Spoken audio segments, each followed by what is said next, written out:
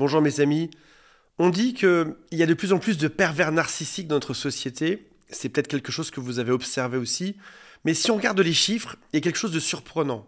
C'est-à-dire que le chiffre de gens qui sont détectés comme étant pervers narcissiques est stable depuis des décennies, voire même depuis des centaines d'années. Ça signifie que le nombre de gens qui sont pervers et narcissiques stagne. Pour autant, quand vous regardez autour de vous aujourd'hui, vous avez peut-être l'impression qu'il y a de plus en plus de gens qui sont narcissiques. Et si on reprend ce terme au sens premier, le narcissisme, c'est se regarder soi avant tout, avant de regarder les autres. Et vous avez dû remarquer que dans notre société, on est malheureusement de plus en plus individualiste et narcissique. Les gens se regardent tous. Si par exemple tu prends aujourd'hui n'importe quel réseau social, les gens se filment, racontent leurs idées et se pensent les premiers caractères, les premiers personnages d'un jeu dans lequel c'est eux les héros. Cet individualisme est en train de transformer nos liens familiaux, notre société même. Chacun pense à lui avant tout. J'aimerais qu'on parle de ça parce que au-delà du fait que certains, et c'est peut-être ce que vous avez vécu, j'imagine si vous êtes ici, certains ont vécu avec des pervers narcissiques qui ont détruit leur vie, vous avez dû remarquer que la société entière devient non pas pervers narcissique, mais narcissique, dans laquelle certains sont pires que les autres, ce sont les pervers narcissiques.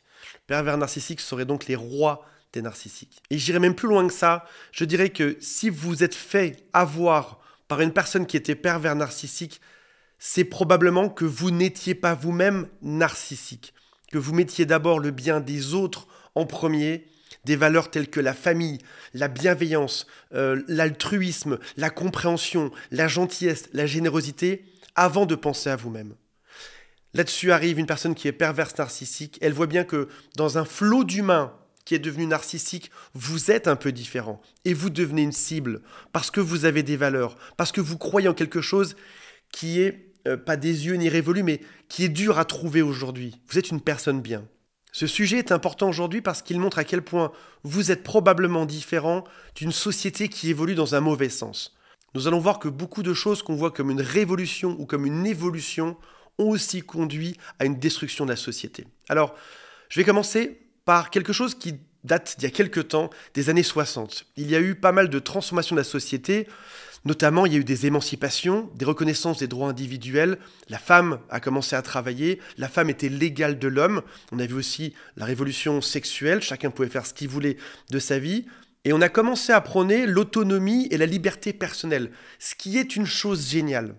Sans se rendre compte qu'en prônant ça, dans les 9 choses sur 10 géniales de toutes ces émancipations, il y avait aussi une ou deux choses sur 10 qui n'étaient pas terribles, comme typiquement, il y avait des familles qui se sont séparées de manière gigantesque. Le taux de divorce a commencé à exploser à ce moment-là. Et on a passé de moins en moins de temps avec nos enfants. On passe d'un système traditionnel où l'homme travaille, la femme est à la maison, à 2 parents qui travaillent chacun sans s'occuper des enfants et qui en plus divorcent en créant 2 foyers. On a aussi commencé à déléguer la responsabilité parentale. Par exemple, les enfants sont placés à la crèche avec une nounou, à une garde. On s'occupe un petit peu moins d'eux. Si maintenant on revient au temps d'aujourd'hui, on est dans une société qui parle de moi. Moi. Chacun parle de lui, chacun est sa propre priorité. C'est ce qui fait que ce taux de divorce explose. Il n'est pas compliqué de trouver certains coachs ou encore certains influenceurs qui vont te dire « pense d'abord à toi, éclate-toi dans ta vie, tu n'as qu'une seule vie, c'est toi la priorité ». Et qu'on s'entende bien, ce message est bon, se mettre en priorité c'est chouette, jusqu'à un certain point qui est le détriment des autres, comme par exemple le détriment de sa famille, qui est une valeur fondamentale. Qu'est-ce qui se passe pour nos enfants à ce moment-là ? Quand on te dit « toi, sois une femme épanouie », largue ce mec, reste toute seule, tu n'as besoin de personne. Idem pour les hommes. Les démons, ce sont les femmes. Tu dois rester seule, ne t'engage plus jamais. S'engager, c'est dangereux. On se retrouve à 2 camps qui prônent une forme d'extrémisme et qui ne veulent plus se rencontrer. Qui en paye les pots cassés ? Bien évidemment, les enfants. Tu as 2 parents séparés.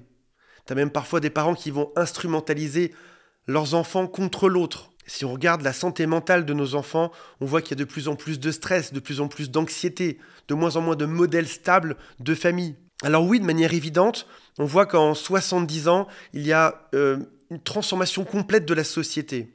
On passe d'une vision familiale communautaire. Dans le temps, il n'y avait pas que la famille, tu avais aussi les grands-parents, les cousins, tout le monde qui se rassemblait, à une vision individuelle. Dans le passé, les liens étaient plus forts que ceux qu'on a aujourd'hui. Les priorités sociales d'aujourd'hui, c'est se favoriser soi-même, ne jamais prendre en compte les autres, s'éclater dans sa propre vie. Qu'est-ce que ça donne?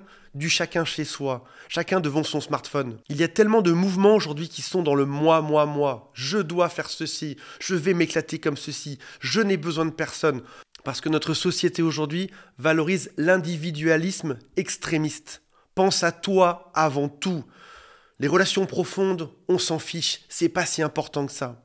Et il y a donc forcément, je reparle des enfants, des impacts sur les enfants aussi. Ils sont en manque d'interaction authentique. Il y a 20 ans, 30 ans, 40 ans de ça, les enfants se retrouvaient dans la rue pour jouer ensemble, faire du vélo. Aujourd'hui, sortir est dangereux. On t'a même mis dans la tête, grâce aux journaux télévisés, qu'il se passait plein de choses atroces dehors. Il fallait que chacun reste chez soi. Et pourquoi je te parle de ça aujourd'hui? Parce que tu prônes probablement autre chose si tu regardes cette chaîne. Tu sais bien que sur cette chaîne, on prône de la bienveillance. On prône de repérer ceux qui veulent profiter de toi, de faire attention, de mettre des limites saines. Mais parce que tu prônes cette bienveillance, tu as été vu comme quelqu'un de différent du troupeau. Ils sont tous devenus individualistes. Ils ne pensent qu'à eux-mêmes. Toi, tu as été différent. Tu as été différente. Toi, lorsque cette personne perverse narcissique t'a rencontré, il a vu de la gentillesse, de la bienveillance. Il a vu que tu étais prêt à mettre le groupe en avant, le bonheur du groupe ou des autres avant le tien. Si tu regardes sur une seule journée le nombre de messages de publicité, tu verras qu'aujourd'hui on te vend du consumérisme. Achète ceci, fais cela. C'est du matérialisme comme source de bonheur. Si tu achètes cette dernière voiture, alors tu seras heureux.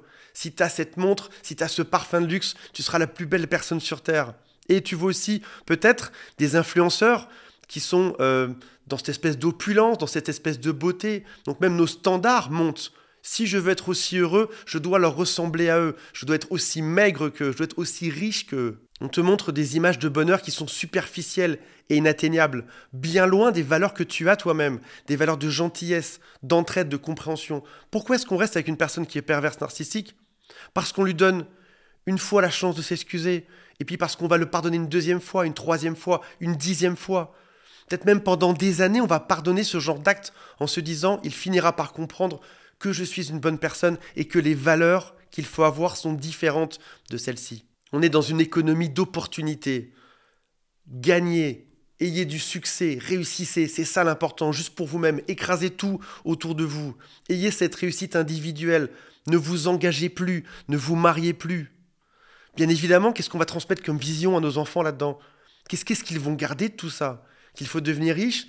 Que plus on est à son travail et plus papa sera heureux tout seul, ou plus maman sera heureuse, et moins du coup on va s'occuper d'eux. Même nos enfants sont devant. Quand on regarde par exemple les émissions de télé, quand on regarde les influenceurs, quand on regarde juste MrBeast, au passage le premier youtubeur du monde, et je veux me fâcher avec personne, c'est ça, c'est la course à l'argent, c'est gagne des millions de dollars grâce à ce jeu télévisé. Chez nos enfants, on parle de troubles liés à l'image corporelle, à l'anxiété, on parle de dépression. Des études disent qu'un enfant sur 5 souffre désormais de troubles mentaux liés à cette superficialité. Il est désormais impératif de revenir à nos valeurs. Quelles sont nos valeurs de famille? Quelles sont nos valeurs de gentillesse? Et de se regrouper entre nous aussi. Si dans le monde actuel, 99% des gens deviennent narcissiques, il est peut-être temps que tu te rapproches des 1% qui ne le sont pas. Des 1% qui ont cette gentillesse, cette bienveillance. Malheureusement, le pervers narcissique va te faire croire ça pendant les 2-3 premiers mois. Ce sera à toi d'être plus fort, de comprendre, de poser des questions. Peut-être aussi d'avoir moins de naïveté. Je dis ça avec beaucoup de gentillesse. Je suis quelqu'un de très naïf également. Mais avoir l'état d'esprit de se dire « je vais attendre un petit peu pour déterminer à qui j'ai affaire en face de moi. Je vais regarder s'il y a certaines incohérences. Je vais rester cette belle personne qui a ses valeurs, mais je vais juste observer pour savoir si je peux me livrer à cette personne. Je poserai les bonnes questions, je m'intéresserai à cette personne jusqu'à ce que je sache à qui j'ai affaire. » Voilà mes amis, je vous rappelle qu'il y a un quiz en dessous qui s'appelle « Est-ce que cette personne est perverse, narcissique ou pas ?» Et il y a aussi un lien pour m'appeler si vous le souhaitez, c'est juste sous cette vidéo. Salut à tous, bye.